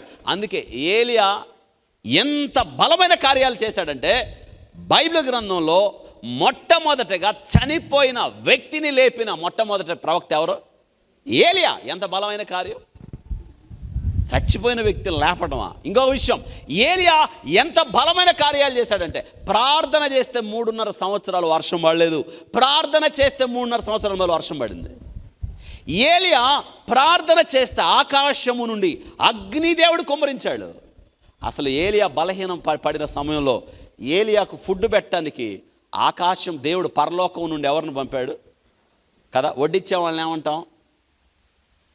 క్యాటరింగ్ అని అనేది. వంట చేసే వాళ్ళని చెప్ అంటారు కదా. ఇప్పుడు ఏలియాకు ఫుల్ చెప్ ఎక్కడి నుంచి? పరలోకం నుంచి ఫుడ్ వచ్చింది. ఎవరికి? ఎవరు మోసుకొచ్చారు? అది ఏలియా యొక్క పవరు. ఏలియాకు అంత బలం ఎక్కడంటే దేవుని సన్నిధి. కాబట్టి ఏలియా దేవునిని ఎరిగినవాడు. ఎరిగామా మనం? ఎరిగితే దేవుని కొరకు బలమైన కార్యాలు చేస్తావు. నేను ఒక మాట, నీ ఇంటోళ్ళు మారారా, నీ బలం నీ ఇంటి దగ్గరే సరిపోలా, నువ్వేం చేస్తావు కదా? ఒక్కళ్ళైనా మారారా? మారలేదు. మరి ఏది నీ బలం? చెప్పండి. నిజంగా మన బలం ఏది? రక్షణ పొంది ఎన్ని సంవత్సరాలు మనం? నీకు బలం రావాలంటే దేవుని ఎరగాలి, దేవుడి గురించి బాగా తెలుసుకోవాలి. ఎంతగా దేవుని గురించిన జ్ఞానము నీకుంటుందో అంత బలమైన వాళ్ళం అవుతాం కదా. దేవుని ఎరిగి ఉన్నాడు కాబట్టి షడ్రకు మేషకు అన్నారు, మేము మొక్కం, నువ్వు పెట్టిన ప్రతిమకు మేము మొక్కం. ఎందుకో తెలుసా? మా దేవుడు సజీవుడు. అంటే ఈ షడ్రకు మేషకు అబెద్నెగోకు తెలుసు, రాళ్ళు ఈ ప్రతిమలలో శక్తి లేదు, కళ్ళుండి చూడవు, చెవులుండి, కానీ మన దేవుడు అలాంటి వాడు కాదు అంటున్నారు. నెబుకద్నెజరు ఇందును గురించి జవాబు చెప్పవాలన్న చింత మాకు లేదు. మా దేవుడు ఎవరో తెలుసా? మేము సేవించుతున్న దేవుడు మండుతున్న వేడిమి గల అగ్ని గుండమును రక్షించుటకు ఆయన. ఎందుకంటే ఆయన సజీవుడు కాబట్టి. ఏం చేస్తాడు ఆయన? చేయాల్సింది చేశాడు. వాళ్ళని 7 అంతల అగ్ని మండించి 3 అందులో వాడేశాడు. ఏమన్నా అయిందా? ఒక మాట రాయబడింది, వాళ్ళ వెంట్రుకలు కూడా, అందరూ చెప్పండి, వాళ్ళ ఎంటుకుడు కూడా కోపం వస్తే ఏమంటాం? మన ఎంటుకు కూడా పేకలేమంటాం. బైబిల్ గ్రంథంలో అదే రాశాడు, వాళ్ళ ఎంటుకు కూడా వాడు. మనం అప్పుడప్పుడు ఈ పిచ్చి డైలాగులు కొడతాం. ఏంటో తెలుసా? నువ్వేం చేయలేవు. వీళ్ళు అదే చేశారు. అందుకే దేవుడు ఆ మాట రాయించాడు, వాళ్ళ వెంట్రుక కూడా అగ్ని వాసన. ఎందుకో తెలుసా? దేవుని సన్నిధి వాళ్ళకి కాంటాక్ట్ ఉంది. దేవుని సన్నిధిలో ఉన్న పవర్, దేవుని సన్నిధిలో ఉన్న శక్తి, ప్రభావాలు వాళ్ళకి తెలుసు. అందుకే తమ దేవునిని ఎరుగువారు బలము కలిగి. దానియేలు కూడా అంతే, ధైర్యంగా వెళ్ళిపోయాడు సింహభవనంలోకి. సింహాలు ఏమైనా చేసినాయా? అమ్మ, మనం ప్రార్థనకి వెళ్ళాలంటే మనకి ఎన్ని అడ్డంకులు. చీకటి పడిద్దా? ఆటో ఉంటుందా? ఆడ కుక్కలు ఉంటాయా? ఎన్ని అనుమానాలు. ఎవరో చెప్పారు అనుకో ఎపావు ప్రార్థనకి, దేవుణ్ణి ఎరిగితే నిన్నేం చేస్తా? ఆలోచించడం. దేవుని ఎరుగువారు బలము కలిగి గొప్ప కార్యం అంటే ఒక మాట, దేవుణ్ణి ఎరిగితే నీకు బలం రెండు రకాలు, శారీరక బలం, ఆత్మీయ బలం. ఆత్మీయ బలం రావాలంటే దేవుని సన్నిధిలో ఉండాలి. ఆత్మీయ బలం రావాలంటే వాక్యం చదువుకోవాలి. ఆత్మీయ బలం రావాలంటే ప్రార్థన పరుల సహవాసంలో ఉండాలి, భక్తుల సహవాసంలో ఉండాలి. నీ దేవుని సన్నిధిలో కనబడడానికి నువ్వు ఎప్పుడు కూడా సిద్ధంగా ఉండాలి. ఏలియా గొప్ప విశ్వాస వీరుడు. విశ్వాసం యాడ్ నుంచి వచ్చింది? దేవుని యొద్ద నుండే వచ్చింది కదా. వినుట వల్ల విశ్వాసం కలుగుతుంది. ఈ మాట దేవుని గురించిన మాట. ఏలియా అంత గొప్ప విశ్వాస వీరుడు ఎలా అయ్యాడంటే, నిత్యము దేవుని సన్నిధిలో ఉన్నాడు కాబట్టి ఏలియా వెలుచూపులను బట్టి కాక విశ్వాసముతో ఏలియా నడిచాడు. విశ్వాసంతో ఏలియా నడిచాడు. మీకు ఒక విషయం తెలుసా? మనం కంటికి కనిపిస్తే నమ్ముతాం, కంటికి కనిపించకపోతే ఏ విశ్వాసం మంది? అసలు మీకు ఒక విషయం తెలుసా? విశ్వాసం అంటే కనిపిస్తేనే నమ్మితే విశ్వాసం కాదు. అది విశ్వాసం అంటే కనిపించకపోయినా నమ్మాలి, అది విశ్వాసం. నా మాటలు మీకు అర్థమవుతున్నాయా? నాకు కనిపిస్తేనే నేను నమ్ముతాను అంటే అది విశ్వాసం కాదు. ఈరోజు మనందరం విశ్వాసము లేకుండా ఏమయ్యాం? మనం నిజంగా మన విశ్వాసులు ఎలా అవుతాం కదా. కంటికి కనిపించదు కానీ విశ్వాసం నమ్మిద్ది, అది విశ్వాసం. అందుకే విశ్వాసము లేకుండా దేవుడికి.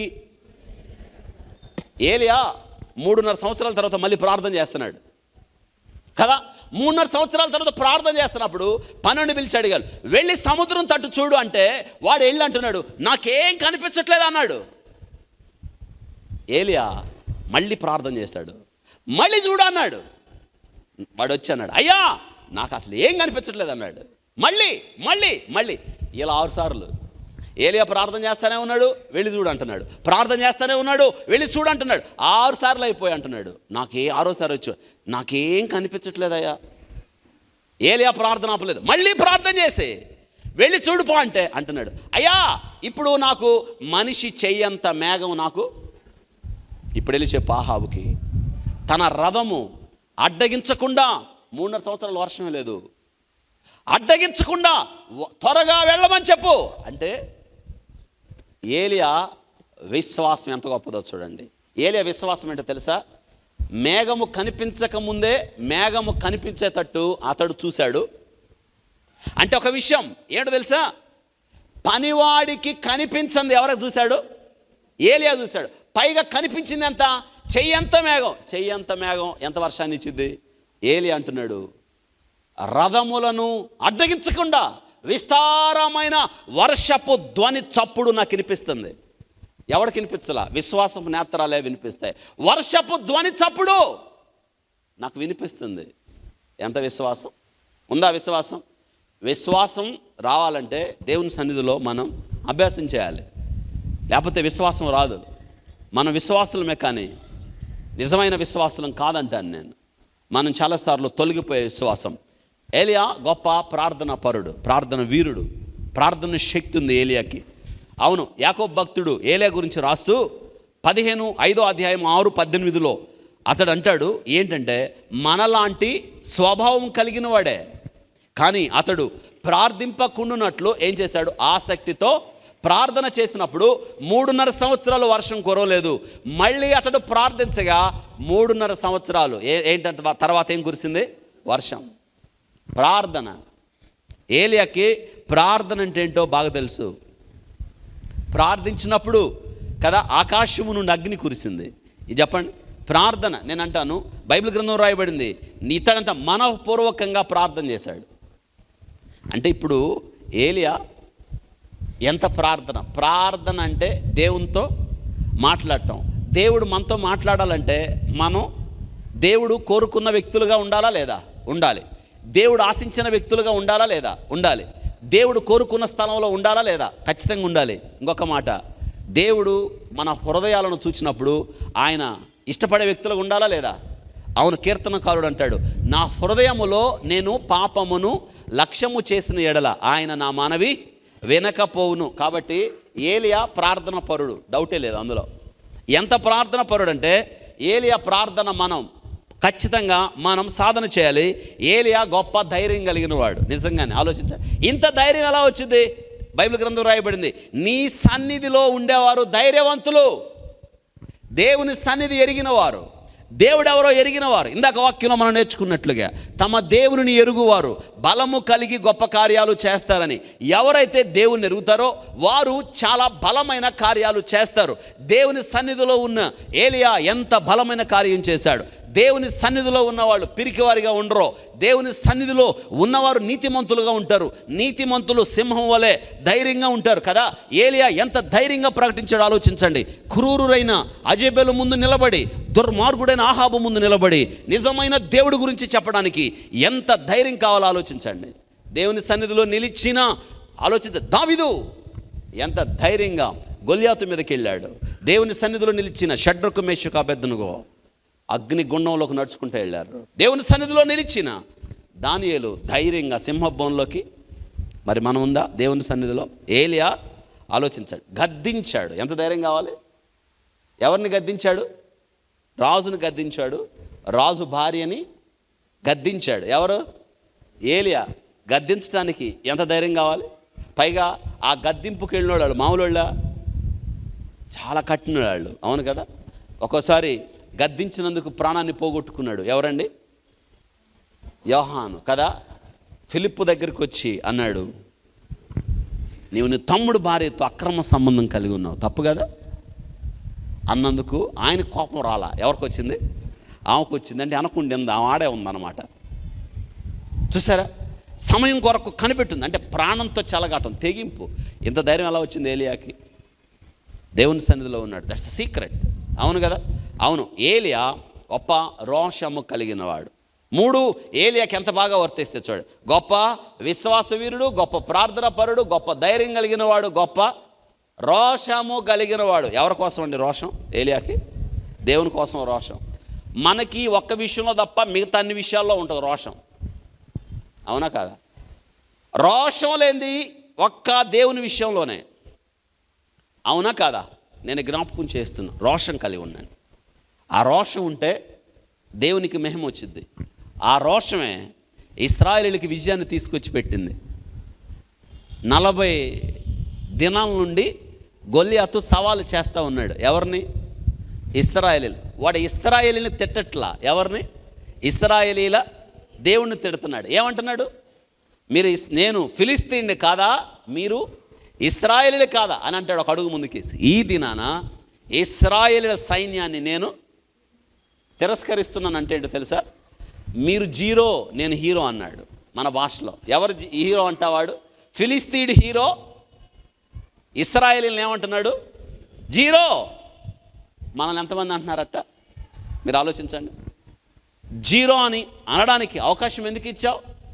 ఏది నీలో అగ్ని? ఏది నీలో పౌరుషం? ఏది నీలో ఆ బలం? ఏది నీలో ఆ తెగింపేది? నీలో ఆ శక్తి ఏది? ప్రజలు భయపడద్దా నిన్ను చూసి? ప్రజలు నిన్ను అనడానికి వెనతిరగద్దా? ప్రజలు నీ వైపు చూసి నీలో శక్తి ఉందని గుర్తించద్దా? ఏది నీలో అదేది? మనం చల్లబడిపోయాం. అవునా కదా? రోషం లేదు కదా. ఇశ్రాయేలీలు 40 రోజులు ఉదయం ఒకసారి, సాయంత్రం ఒకసారి వాడు వస్తుంటే బైబిల్ గ్రంథం రాయబడింది, భీతి చెంది, కలత చెంది భయపడిపోయారు. ఎవరికి రోషం లేదు. అక్కడికి వచ్చాడు అన్నంలో చూసిపోదామని. ఎవరండి? దావీదు వచ్చాడు. ఏం జరిగిందో మీ అందరికీ తెలుసు. రోషం వచ్చేసింది. ఇశ్రాయేలును తిట్టినందుకు కాదు, ఎవరిని అన్నందుకు? దేవుని అన్నందుకు. మిమ్మల్ని బట్టి కదా అన్య జనుల మధ్య నా నామం. ఎవరిని బట్టి? ఎవరిని బట్టి? ఇశ్రాయేలు మనల్ని బట్టే కదా. మనల్ని బట్టి క్రిస్మస్ పండుగలో దేవుణ్ణి ప్రకటించాల్సిన మనం ఏం చేశాం? మన వాళ్ళు ఏం చేశారు? మన వీధులు స్టార్లు పెట్టి, స్టార్ల కింద పందిరేసి ఏం జరిగింది కదా, బాక్సులు పెట్టి అదొక పెద్ద డ్యూటీ లాగా ఏం చేశారు? ట్రాఫిక్ అంతరాయం కాదా? ఏమన్నారు వాళ్ళు? అనుకోలేదా? అన్నారు. ఇదేనా పౌరుషం? పౌరుషం అంటే అది కాదు. ఎక్కువ సౌండ్ పెట్టడం పౌరుషం కాదు. పెద్ద స్టార్ పెట్టడం పౌరుషం కాదు. దేవుని కొరకు జీవించే పౌరుషం కావాలి. ఆ పౌరుషం, ఆ తెగువ ఏలియాకుంది. అందుకే పౌలు ఇదే మాట జ్ఞాపకం చేస్తూ కొరింథీ సంఘానికి రాస్తుంటాడు, పౌరుషము గలవారై ఉండుడి. అందరూ చెప్పండి, ఎట్టుండాలి? ఏలియా నీతిమంతుడు. నీతి ఉంది ఏలియాకి. ఆ నీతిని నేర్చుకున్నాడు ఏలియా. నీతిని అభ్యాసం చేసుకున్నాడు. నిజంగా దేవుని సన్నిధిలో నిలిచేవారు నీతిమంతులు. నీతి ఏది నీతి, ఏది మన దగ్గర? అన్ని విషయాల్లో నీతి తప్పుతాం. ఏలియా మన వంటి స్వభావం కలిగిన మనుషుడే వర్షింపకుండానట్లు అతడు ఆసక్తితో ప్రార్థన చేశాడు. నీతిమంతుని ప్రార్థన మనఃపూర్వకం విజ్ఞాపన అంటున్నాడు. నీతిమంతుడు కదా, నీతిమంతులు ఆయన సన్నిధిలో ఉంటారు. నీతిమంతుడుగా బయటకు వస్తాడు. నీతిమంతుడు సింహంలాగా. అవును, ఏలియా ప్రజలను దేవుని వైపు తిప్పినవాడు. అందరూ చెప్పండి, ఏం చేశాడు? ప్రజలను దేవుని వైపు. ఇశ్రాయేలీలందరూ చప్పబడిపోయారు. ఇశ్రాయేలీలందరూ ఎవరు? యెహోవా అనే పేరు ఎత్తట్లా. ఇశ్రాయేలీలు భయపడిపోతున్నారు. యెహోవాయే నిజమైన దేవుడని ఎవడైనా ధైర్యం చేసి చెబదామా? ఉండడాడు. అమ్మో, ఎవడు మాట్లాడట్లా. ఏలియా ప్రజలను ఎక్కడైతే ప్రజలు చల్లబడిపోయారో, ఎక్కడైతే ప్రజలు శక్తిని కోల్పోయారో, ఎక్కడైతే ప్రజలు నిజ దేవుని వైపు కనీసం కన్నెత్తి కూడా చూడకుండా ఆగిపోయారో, అక్కడికి వచ్చి ఆ ప్రజలను తిరిగి ఎవరి వైపు తిప్పుతున్నాడు? ఎంత కష్టతరమైన పని! మా నిజంగా ఆలోచించండి. ఏలియా ఎవరో తెలుసా? ప్రజలను దేవుని వైపు తిప్పినవాడు. అందుకే దేవుడు ఏలియాని వాడుకున్నాడు. ప్రజలను దేవుని వైపు తిప్పాడు. అంటున్నాడు, ఎంతకాలం మీరు ఇంకా రెండు తలంపుల మధ్య తలవలాడుదరు? యెహోవా నిజమైన దేవుడని మీకు తెలియదా? తెలుసు కదా. యెహోవా నిజమైన దేవుడని మీరు అనుకుంటే యెహోవా తట్టు తిరగండి. లేదా బయలు మీరు అనుకున్నట్టుగా బయలు నిజమైన దేవుడు అనుకుంటే బయలు తట్టు తిరగండి. ఎందుకు? కాసేపు ఇటు కాసేపు అటు, ఇక్కడొక అడుగు అక్కడొక అడుగు, ఇక్కడొక చెయ్యి అక్కడొక చెయ్యి, ఇక్కడ కొంచెం అక్కడ కొంచెం. ఎందుకు మీరు అలాగా రెండు తలంపుల మధ్య తడవలాడుతారు, అటు ఇటు తిరుగుతారు అని అంటున్నాడు. వాళ్ళని నా యొద్దకు రండి. మీరు స్తబ్దతగా ఉన్న ఇశ్రాయేలీలు, ఎటు తేల్చుకోలేని ఇశ్రాయేలీలకి ఒక ఆసరాగా నిలబడ్డాడు, ఒక ధైర్యాన్ని ఇచ్చేవాడిగా ఉన్నాడు. నిజమైన దేవుని యొద్దకు తిరిగి తీసుకుని వెళ్తున్నాడు ఆ ప్రజల్ని. తెగిపోయిన సంబంధాన్ని, నిజమైన దేవునికి ఇశ్రాయేలీలకి తెగిపోయిన సంబంధాన్ని ఏలియా కడుతున్నాడు. అందుకే సాదృశ్యంగా కర్మేలు పర్వతం మీద ఏలియా పాడైపోయిన బలిపీఠాన్ని తిరిగి, the relation between God and people, దేవునికి ప్రజలకున్న సంబంధాన్ని ఇతడు తిరిగి కన్స్ట్రక్ట్ చేస్తున్నాడు. రీకన్స్ట్రక్షన్. ఆ ప్రజలను అంటున్నాడు ఏలియా, రండి నా యొద్దకి రండి. నిజంగానే ఏలియా దగ్గరికి వచ్చారు వాళ్ళందరూ. వాళ్ళకి హితబోధ చేస్తున్నాడు. నిజంగా మనం చేయొద్దా?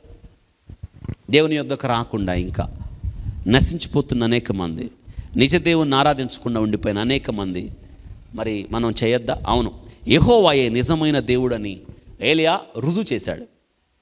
నిజ దేవుని ఆరాధించడానికి భయపడిపోయారు. నిజంగా ఆ దినాల్లో యెహోవా చనిపోయాడని ప్రాపకాండ చేసిన ఆ దినాల్లో నిజమైన దేవుడు లేడని చెప్పడానికి బయలుదేవత నిజమైన దేవతని యెజెబెలు చెప్పడానికి తీర్మానించుకున్నప్పుడు, ప్రాపకాండ చేసినప్పుడు ఇశ్రాయేలీలందరూ నిజమే అనుకుంటున్న సమయంలో నిజమైన దేవుడు యెహోవా అని అతడు రుజువు చేశాడు. ఆ ప్రవక్తలందరినీ సవాలు చేశాడు, రాణిని సవాలు చేశాడు, రాజును సవాలు చేశాడు. అంటున్నాడు, మీరన్నట్టుగా బయలుదేవుడు మీరు నిజమైన దేవుడని మీరు చెప్పండి, లేదు యెహోవాయే నిజమైన దేవుడని నేను చెప్తా. ఈ వేదిక కర్మేలు పర్వతం మీదకి మారింది. ఒక ఆసక్తికరమైన సంఘటన బైబిల్ గ్రంథంలో 18వ అధ్యాయంలో అద్భుతంగా రాయబడ్డది. ఏలియా అంటున్నాడు, నా దేవుడిని గురించి నేను ప్రార్థన చేస్తా, మీ దేవుడి గురించి మీరు ప్రార్థన చేయండి మీరు అనుకున్నట్టుగా. ఎందుకు ఏలియా అగ్నిని రావాలనిపించాడు? ఎందుకు వర్షం ఆగిపోయేటట్టు ప్రార్థన చేశాడంటే, బయలు దేవత దీనికి కారణం అని నమ్ముతారు. వర్షం ఇచ్చేది బయలు, వర్షాన్ని ఆపేది బయలు. మంచు కురిపించేది బయలు, మంచును ఆపేసేది బయలు. ఆకాశము నుండి అగ్నిని కురిపించేది బయలు, అగ్నిని ఆపేసేది బయలు. కాబట్టి వర్షానికి, మంచుకి, అగ్నికి సంబంధం ఉన్న దేవతని నమ్ముతారు వాళ్ళు. ఇప్పుడు ఏలియా తన ప్రార్థనలో కూడా ఈ 3 అంశాలే ప్రస్తావించాడు. వర్షాన్ని ఆపాడు అంటే ఏమర్థమైంది? బయలు, వర్షానికి బయలుకు సంబంధం లేదు. సవాలు విసిరాడు రాణికి, నువ్వు అనుకుంటున్నట్టుగా బయలు నిజమైన దేవత అయితే వర్షాన్ని కంట్రోల్ చేసే పరిస్థితి దానికి లేదు. వర్షాన్ని కంట్రోల్ ప్రకృతికి ఎవరి కంట్రోల్లో ఉంది? కాబట్టి దేవుని ప్రార్థన చేస్తా వర్షాన్ని ఆపేశాడు. ఇప్పుడు చెప్పండి, ఒక రకంగా బయలు కన్నా ఏలియా గొప్పోడు, అవునా కదా? వాళ్ళు అనుకున్నట్టుగా ఏలియా ప్రార్థన చేస్తే అయిపోయింది. ఇప్పుడు వేదిక కర్మెలు పర్వతం మీదక వచ్చేసింది. ఇప్పుడు ఏలి అంటున్నాడు, ప్రార్థన చేద్దాం, బలి అర్పిద్దాం. ఈ కందకమును ఆకాశము నుండి అగ్ని, మీరన్నట్టుగా బయలుకు అగ్నికి సంబంధం ఉంటే మీరు ప్రార్థన చేసిన వెంటనే ఏమి రావాలి? ఆకాశం నుండి అగ్ని రావాలి. నేను మీ దేవతల పేరును మీరు ప్రార్థన చేయండి, నేను యెహోవా నామమున, మీరు అంటున్నారే ఏ దేవుడు చచ్చిపోయాడని, ఏ దేవుడు లేడంటున్నారే ఆ దేవుని సన్నిధిలో నేను నీ ప్రార్థన చేస్తా. ఏలియా నిజంగా ఎంత ప్రాణ సంకటం, ఎంత కష్టమైన పరిచర్య ఏలి చేసింది. సవాలుతో కూడిన పరిచర్య, యెహోవా నిజమైన దేవుడని నిరూపించే పరిచర్య. వాళ్ళు ఆనందంగా సంతోషపడ్డారు. ఎందుకో తెలుసా? వాళ్ళు నమ్మేది ఏంటంటే, మనం ప్రార్థన చేస్తాము, మన దేవుడు, మన దేవత ఖచ్చితంగా అగ్నిని ఆకాశం నుండి పంపించేసిద్ది, అప్పుడు ఏలియా సంగతి పడదామని అనుకొని ఉంటారు. పైగా 850 మంది ఉన్నారు వాళ్ళు అక్కడ. పైగా మెజారిటీ అంతా అట్టే. మనం అనుకుంటాం మెజారిటీ అంతా లోకంలో అట్టే ఉంది. మన భాషలో ఏలియా బలహీన వర్గాల సమాఖ్య, అవును కదా? ఏలియా మైనారిటీ లోకం దృష్టిలో, కానీ ఏలియా మైనారిటీ. మన పక్షముగా ఉన్నవారు వారికంటే కదా. ఆలోచించండి, మొదటి అవకాశం వాళ్ళకే ఇచ్చాడు. ఉదయకాలం స్టార్ట్ అయింది ప్రార్థన, మధ్యాహ్నానికి కొనసాగుతుంది. మధ్యాహ్నం స్పీడ్ అందుకుంది, తీవ్రత పొందుకుంది. వాళ్ళ అరుపులు, వాళ్ళ కేకలు, ఏ సమాధానం లేదు. చివరికి చర్మాంకానికి వచ్చింది, కత్తులు తీసుకొని. అంటే వాళ్ళ నమ్మకం ఆ దేవుడికి కోపం వస్తే ప్రార్థన విందో బయలు కాబట్టి, ఇక మనం రక్తాన్నైనా చూసి మన రక్తాన్ని చిందించినప్పుడు ఆ దేవత కనికరించిద్దేమోనని 3-4 గంటలకు స్టార్ట్ చేశారు కత్తులు తీసుకొని. నిజంగా వాళ్ళకేమన్నా భక్తి తక్కువ అనుకుందామా? మాట్లాడండి, తక్కువేం కాదు. కత్తి పెట్టి కోసుకుంటున్నారు వాళ్ళు చూడండి ఎంత ఎక్కువ ఉందో భక్తి వాళ్ళకి. మూఢభక్తి, పిచ్చి భక్తి. వాళ్ళని సరైన దారిలోకి తెస్తే పని అయ్యిద్ది. అర్థమైందా? కాబట్టి ఏలియా చూస్తూ ఉన్నాడు వాళ్ళని. ఏలియాకి ఎట్టుండి ఉంటుంది? వాళ్ళందరూ 850 మంది ఒకేసారి కేకలేస్తూ ఉంటే ఏలియా హాయిగా ఉంటుంది. ఏలియాకి ఫుల్ ఎంటర్టైన్మెంట్. ఎవరికి? ఏలియాకి. ఎప్పుడు అంతమంది ప్రార్థన చేయటం. వాళ్ళు ఎట్టుండి ఉంటారో చూడండి, ఫుల్ ఎంటర్టైన్మెంట్. ఏలియా వాళ్ళ చుట్టూ తిరుగుతూ ఉంటాడు, ఎంకరేజ్మెంట్. Come on start. వాళ్ళు రెడీ 1 2 3. వాళ్ళు కేకలేస్తూ ఉంటే ఏలియా అంటున్నాడు, పెంచండి వాయిస్, ఇంకా పెంచండి. లోగా ఉంది వాయిస్, చూసారా? ఇంకా ఇంకా ఆన్సర్ రావట్లా. ఏలియా చూడండి అంటున్నాడు, స్టాప్ స్టాప్ స్టాప్. మళ్ళీ ఎందుకని? ఒకవేళ ఆయన నిద్రపోతున్నాడేమో అంటే ఏంది? వాళ్ళని రెచ్చగొట్టడం. ఒకవేళ నిద్ర పెద్దగా అరవండి, ఇంకా వాళ్ళు పెద్దగా అరుస్తున్నారు పాపం. ఇప్పుడు ఏలియా ఏమంటున్నాడు వాళ్ళకి బట్టట్లా, ఇంకా వాళ్ళ కసి పెరుగుతుంది ఎవరి మీద. ఇప్పుడు ఒకసారి ఆలోచించ, ఒకవేళ అగ్ని కురిసింది అనుకో ఏలియాని ఏం చేసేవాళ్ళు? పిప్పి చేసేవాళ్ళు వాళ్ళు, అవునా కదా? మళ్ళీ వాళ్ళు ఎంత అరిచినా జవాబు రాట్లా. మళ్ళీ ఏలియా స్టాప్. ఆయన ప్రయాణంలో ఉన్నాడేమో, స్టార్ట్. మళ్ళీ స్టాప్ స్టార్ట్. ఎవరి చేతిలో? పాపం చుట్టూ తిరుగుతున్నాడు. ఏమన్నా పని అయిందా? కోసుకోండి. వీడికి ఘాటు ఎక్కువ దిగల, దించు. ఏలియా పాపం ఇలా రెచ్చగొడుతుంటే ఎలా ఉండు చెప్పండి. వాళ్ళు ఇంకా కోసుకొని రక్తదారలో. సాయంత్రం అయింది, ఆపండి అయ్యాక, ఇప్పటిదాకా టైం అయింది, ఇక నాకెవరా సమయం. అంతే, ఉదయం నుంచి కాని పని. ఏలియా అద్భుతం. ప్రజలందరినీ పిలిచి హితబోధ చేశాడు వాళ్ళందరి దృష్టిలో. ఎంతకాలం 2 తలంపులు. మీకు తెలియదురా యెహోవా నిజమైన దేవుడు అని తెలియదా మీకు? ఏదిరా మీ రోషం, మీ పౌరుషం ఏది? పాడైన బలిపీఠం కట్టాడు. బలిపీఠం కట్టడం అంటే ఆ బలిపీఠము పడవేయబడి ఉంది. బలిపీఠాన్ని కట్టాడంటే ప్రజలతో దేవునితో సంబంధం కలిపాడు. అంటున్నాడు, ప్రార్థన చేస్తున్నాడు, ప్రభువా నీ సేవకుణ్ణి, నీ యొక్క సెలవు ద్వారా ఈ పని చేశానని ప్రార్థిస్తూ ఉండగా, ఇక ప్రార్థన కూడా అవలా. ఆకాశం నుండి ఏమొస్తుంది? అగ్ని వస్తూ ఉన్నప్పుడు అలా చెప్పుంటాడు, అదిగో ఏమొస్తుంది? నిజమైన దేవుడు వచ్చి దహించేసినప్పుడు మెల్లగా లైన్లో దిగబోతున్నారు కిందకి. ఎవరు అంటున్నాడు అక్కడున్న ప్రజలతో, ఒక్కడిని కూడా బానివద్దు. ఏంటి? ఒక్కడిని కూడా, మొత్తాన్ని పట్టుకోండి. కత్తి తీసుకొని ఏలియా మొత్తాన్ని ఏం చేశాడండి? నిజమే, నిర్మూలము చేసినాం. రాజు చేయాల్సిన పని. దేవుడు ఎవరికి ఇచ్చాడు ఆధిక్యత?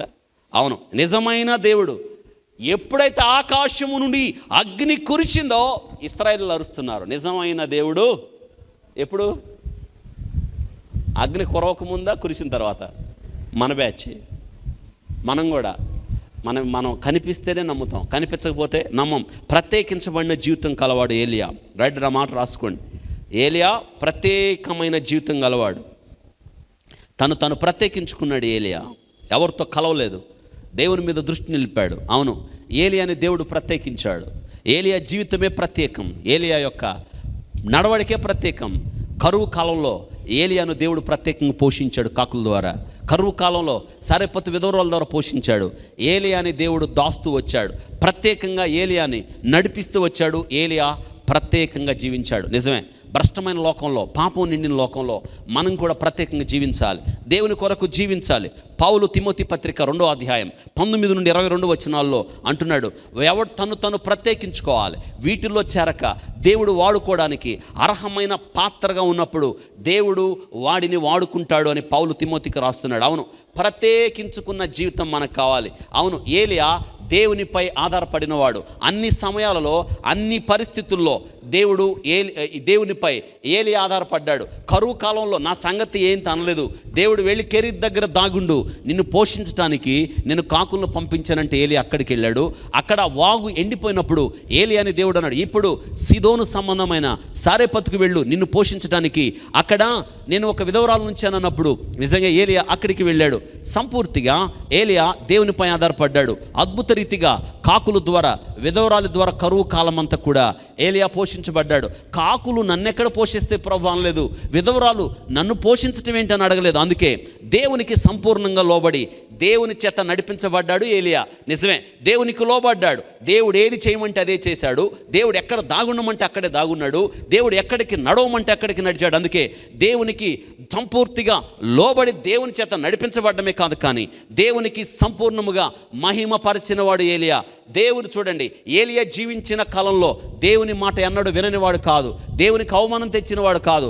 దేవుని చెప్పిన మాట 100% ఏలియా సంపూర్తిగా చేశాడు. అంత మాత్రమే కాదు, రాజీ లేని పోరాటం చేసినవాడు ఏలియా. ఎక్కడ రాజీ పడలేదు. నిజ దేవుని ప్రకటించే విషయంలో, నిజ దేవుని యొక్క శక్తిని బయలుపరిచే విషయంలో, బయలు దేవుడు కాదు నిజమైన దేవుడు యెహోవా అని చెప్పే విషయంలో ఒంటరిగా జీవించాల్సి వచ్చినా కానీ, ఒంటరిగా నిలబడాల్సి వచ్చినా కానీ, ఒంటరిగా ప్రయాణం చేయవలసి వచ్చినా కానీ ఏలియా రాజీ పడలేదు. ఎప్పుడు కాంప్రమైజ్ అవ్వలేదు.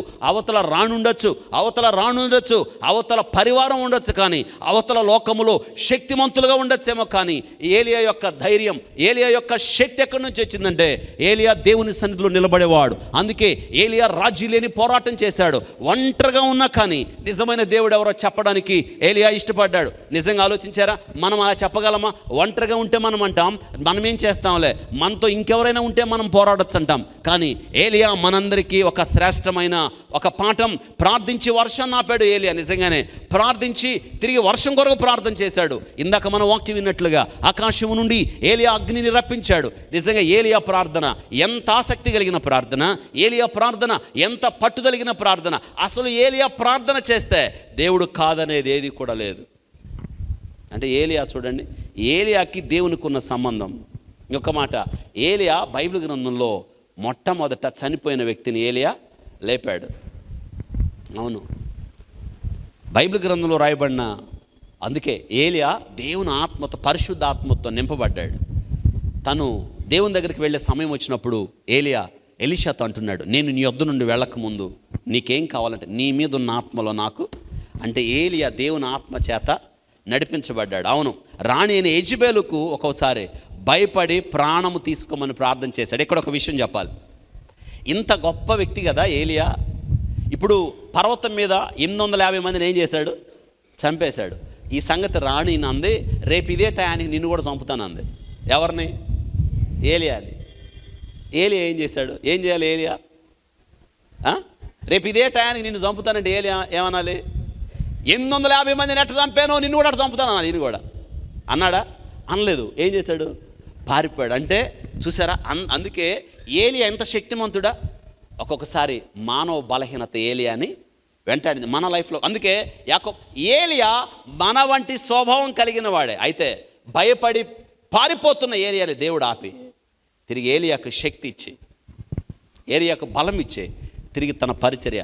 ఏలియా ఇంక చాలులే ప్రభువా, ఇంక నేను బ్రతికేది ఎందుకు, నన్ను తీసుకో అన్నాడు. అమ్మ, మీరు ఎప్పుడైనా ప్రార్థన చేశారా? అట్లాంటి ప్రార్థన ఎప్పుడైనా చేశారా? ప్రభువా నన్ను తీసుకో. మనం అసలు చేయం, ఎందుకంటే తీసుకుంటే ఆయన అవును తీసుకుంటే ఏంటి మన సంగతి కదా, మనం అలా చేయం. కానీ ఏలియా నిజంగానే ప్రార్థన చేశాడు, నన్ను తీసుకో. అసలు ఏలియాకి ఇంకా లైఫ్ టైం 10 ఏళ్ళు ఉంది ఇంకా అప్పటికే. ఈ బదిరి వృక్షము కింద ఏలియా ప్రార్థన చేసే టయానికి ఇంకా అతడు చేయాల్సిన పనులు బోల్డ్ అని ఉన్నాయి. అసలు కన్నా ముఖ్యమైన పని అతడు చేయాలి. అతడి తర్వాత అతడి వారసత్వంగా ఇంకొక సేవకుడిని సిద్ధపాటు చేయాలి. ఎలీషాని ఇంకా సిద్ధం చేయాలి, ఇంకా ఎక్కడ చచ్చిపోతాడు. అందుకే దేవుడు ఇంకా 10 సంవత్సరాలు ఉంది. ఒక అద్భుతమైన విషయం బైబిల్ గ్రంథంలో, మరణమును చూడకుండా రెండో వాడు వెళ్ళిపోయాడు. మొదట హనోకు వెళ్ళిపోయాడు, తర్వాత ఎవరు వెళ్ళారు? బైబిల్ గ్రంథంలో వీళ్ళిద్దరే. మరణమును చూడకుండా, నిజంగా ఆలోచించండి, మరణమును చూడకుండా వెళ్ళిపోయాడు. అగ్ని రథాల చేత దేవుడు తీసుకుని వెళ్ళాడు. నిజంగా ఆ దృశ్యం ఎంత బాగుంటుందో కదా. అయితే ఏలియా బైబిల్ గ్రంథం రాయబడింది, మనుషులు ఒక్కసారే మృతి పొందవలని నియమించబడిన ఆ తర్వాత తీర్పు జరుగునని. అయితే ఒక విషయం, రెండో రాకడ వర్తమానాల్లో నేను చెప్పాను ఈ విషయం. బహుశా మీరెవరైనా ఆ వర్తమానాలకు మీరు వచ్చుంటే ఈ విషయం మీకు స్పష్టంగా అర్థమవుతుంది. ఏలియా, హనోకు వీళ్ళిద్దరు ఇంకా చనిపోలేదు. వాళ్ళు బైబిల్ గ్రంథం ప్రకారం ఒకసారి చనిపోకుండా పరలోకం వెళ్ళారు కాబట్టి వాళ్ళు చనిపోవాల్సి ఉంది. అయితే వాళ్ళు 7 ఏళ్ల శ్రమల కాలంలో భూమి మీదకు వస్తారు. తర్వాత 3.5 సంవత్సర కాలంలో వాళ్ళు భూమి మీద నిలబడి ప్రకటిస్తారు. ప్రకటించినప్పుడు వారి మాటలు ఎవరు వినరు, వాళ్ళ మీద తిరస్కారం వచ్చింది. అయితే వాళ్ళ మీదకి ఎవరైతే వస్తారో వాళ్ళ నోటి నుండి అగ్ని వచ్చి ఏం చేసింది, వాళ్ళని దహించి వేసింది. ఇంటికి వెళ్ళిన తర్వాత ప్రకటన గ్రంథం 11వ అధ్యాయం చదవండి. అగ్ని వచ్చింది. 3.5 సంవత్సరాలు ప్రకటించిన తర్వాత భూమి అగాధము నుండి అంత్యక్రీస్తు వచ్చి శాతానుడు వచ్చి వాళ్ళిద్దరిని జయించి వాళ్ళిద్దరిని చంపుతాడు. అంటే మనుషులు ఒకసారి చంపబడాలి, దేవుని అనుమతితో చంపుతారు వాళ్ళని. ఏలియా, హనోకు ఆ రీతిగా చనిపోతారు. వారు ఇంకా మరణాన్ని చూడలేదు, వాళ్ళిద్దరు చనిపోతారు. వాళ్ళ శవాలు ఆడే పడుంటాయి. తెలుసా, ఎవరు వాళ్ళ దగ్గరికి రారు. వాళ్ళు చచ్చిపోయినందుకు ప్రపంచంలో పండగ చేసుకుంటారు, కేరింతలు చేసుకుంటారు, తిరణాలు చేసుకుంటారు, స్వీట్లు పంచుకుంటారు, బహుమతులు ఇచ్చుకుంటారు. ప్రకటన గ్రంథం 11వ అధ్యాయంలో రాయబడింది. వాళ్ళ శవాల్ని అలాగే ఉంటాయి. ఎవ్వరు చుట్టూ చూస్తారు కానీ ఎవరు దాని దగ్గరికి వెళ్ళరు. ప్రపంచం లైవ్ టెలికాస్ట్ అయ్యేది. ఇప్పుడు ఒక 50-100 సంవత్సరాల క్రితం ప్రపంచంలో అందరూ ఎక్కడో జరిగిన సంఘటన ఎలా చూస్తారు అనేది డౌట్. ఇప్పుడు డౌట్ ఏముందో మీకు? ఫోన్ ఉంది కదా, అవును కదా, ఫోన్ ఇచ్చేస్తే లైవ్ వచ్చేసింది. దీన్ని బట్టి చెప్పండి, ప్రపంచంలో అందరూ ఏమిస్తారు? అందరు ప్రపంచంలో అందరూ. కానీ దేవుడు ఆయన పరలోకం నుండి వచ్చి తన మాట చేత వాళ్ళిద్దరిని బ్రతికిచ్చి తిరిగి వాళ్ళ పాదములు మోపి ఈ దృశ్యాన్ని ప్రపంచం అంతా, నేను అంటాను ఇదంతా జరగకముందే నువ్వు యేసుక్రీస్తుని నమ్ముకోవడం మంచిది కదా, నీ హృదయంలో క్రీస్తుని చేర్చుకోవడం మంచిది కదా. అయితే ఇదంతా జరగాల్సింది ఏలియా మరణమును చూడకుండా దేవుని యొద్దకు వెళ్ళాడైతే ఆశ్చర్యకరమైన విషయం ఏంటి తెలుసా? యేసుక్రీస్తు శరీరధారిగా భూమి మీదకి వచ్చినప్పుడు రూపాంతరం చెందడానికి రూపాంతర పర్వతం మీదకి వెళ్ళినప్పుడు మత్తయి సువార్త 17వ అధ్యాయంలో యేసయ్య ఆయన రూపాంతరం చెందుతున్నప్పుడు ఆయన ముఖము సూర్యుని వలె తేజస్సు కలిగి ఉన్నప్పుడు, ఏ చాకలి కూడా ఉతకని వస్త్రాలు ధరించుకున్నప్పుడు ఆయనతో ఉన్న ఏలియా, ఆయనతో ఉన్న పేతురు, యాకోబు, యోహాను అది చూడలేక బోర్లా పడ్డారు. వాళ్ళు కళ్ళెత్తి చూసినప్పుడు దేవుడితో పాటు 2 వ్యక్తులు మాట్లాడుతున్నారు. ఎవరాళ్ళు? ఏలియా, మోషే. ఏలియా ఎక్కడికి వెళ్ళిపోయాడు? ఆకాశానికి వెళ్ళిపోయాడు. అంటే ఏలియా బతుకున్నాడు, చచ్చిపోయాడా? ఎవరితో మాట్లాడుతున్నాడు? అందరూ చెప్పండి, ఎవరితో మాట్లాడుతున్నాడు? దేవుడితో మాట్లాడుతున్నాడు. నిజంగా ఎంతగో అదృశ్యం ఎంత బాగుందండి. అరే, ఏలియా అగ్ని రథాలతో వెళ్ళిపోయిన వాడు పరలోకానికి వెళ్ళిపోయి తిరిగి వచ్చి ఎవరితో మాట్లాడుతున్నాడు? ఎంత స్థాయికి వెళ్ళాడు ఏలియా. ఒక ఆశ్చర్యకరమైన విషయం తెలుసా? దేవునితో మాట్లాడుతున్న వాళ్ళిద్దరు ఎవరు? వాళ్ళిద్దరు మోషే. ఈ 2 సాదృశ్యాలు. ఎందుకు వాళ్ళిద్దరు ఉన్నారంటే యేసుక్రీస్తు వచ్చే టయానికి, ఒక విషయం ఇది నేర్చుకుంటే మంచిది, యేసుక్రీస్తు వచ్చే సమయానికి శరీరముతో ఉన్నవాళ్ళు శరీరాన్ని వదిలిపెట్టి వెళ్ళిపోతారు. అర్థమైందా? కొద్దిమంది మృతులైన వారు బ్రతికించబడి తిరిగి వారు దేవుని యొద్దకు. అంటే వీళ్ళిద్దరూ 2 సాదృశ్యాలు. యేసుక్రీస్తు వచ్చేలోపు బతికున్న వాళ్ళేమో ఏలియాలాగా వెళ్ళిపోతారు, చచ్చిపోయిన వాళ్ళు తిరిగి. ఇందులో ఒకడేమో బ్రతికున్నవాడు, ఒకడేమో 2 సాదృశ్యాలు ఇక్కడ. ఏదేమైనా కానీ ఏలియా అగ్ని వంటి ప్రవక్త. ఇంతకీ ఏలియా ఇంకా చచ్చిపోలేదు శరీరంతో. ఇప్పుడు ఒక ప్రశ్న, మరి ఏలియా చచ్చిపోవాలంటే ఆయనకి శరీరం ఉండాలా వద్దా? ఉండాలి. మరి శరీరం ఏది ఉంది? ఏలియాకి శరీరం ఏడుందో తెలియదు. నేనంటాను ఏడో మధ్యలో దేవుడు దాచిపెట్టాడు ఆకాశంలో. అప్పుడప్పుడు వార్తలో చూస్తూ ఉంటా, ఏమన్నా మనిషి దేహం ఏడన్నా కనిపించిందా ఈ రాకెట్లు కానీ. అప్పుడప్పుడు పేపర్లు వేస్తూ ఉంటారు, మనిషి ఆకారం కనిపించిందంటే నాకు అనిపించింది కొంపతీసి ఏలియా దేహం ఏమైనా ఉందా ఏంటి అక్కడ. దేవుడు దాచాడు. వాళ్ళ దేహాలు ఎక్కడున్నాయో దేవుడే దాచాడు. దేవుడు దాస్తే ఎవరికి కనిపిస్తాయి? అవును కదా. అంత అంతరిక్షం, అంత విశాలమైన విశ్వంలో దేవుడు తన బిడ్డల యొక్క దేహాలు ఎంత జాగ్రత్తగా దాచాడు. ఎందుకో తెలుసా? వాటికి ఇంకా పని అవ్వలేదు, పని ఉంది, అవి చచ్చిపోవాలి ఆ దేహాలు.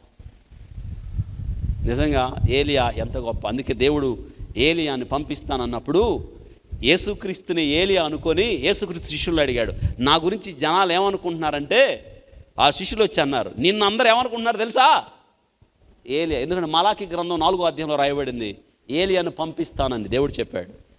అయితే ఏలియా వస్తాడు. ఏలియా ఆత్మతో యోహాను వచ్చాడు కదా. ఏలియా శరీరధారిగా భూమి మీద నిలబడే సమయం ఉంది. ఒక అద్భుతమైన మాట, ఇంత గొప్పోడు ఏలియా ఎలా అయ్యాడు తెలుసా? సింపుల్, దేవుని సన్నిధిలో నిలిచే ఎవరికి?